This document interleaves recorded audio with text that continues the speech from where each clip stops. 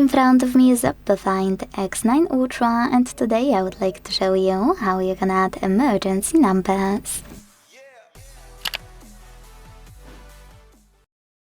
First of all, you need to open Settings and scroll to hit Safety and Emergency section. Then tap on Emergency Contacts and tap on Change Settings at the bottom.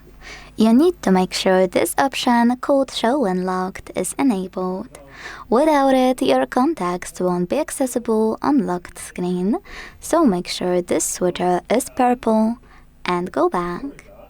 Hit Add Contact and tap on the one you wanna add. Then do exactly the same with all the other ones you need. Now, to manage your emergency contact list, use those three dots next to any contact. Move it up, move it down, or remove it from the list and confirm your choice in the pop-up. So now let's check out if it worked.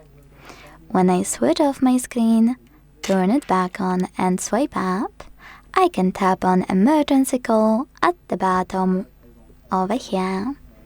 Then hold this blue icon and slide it all the way to the right.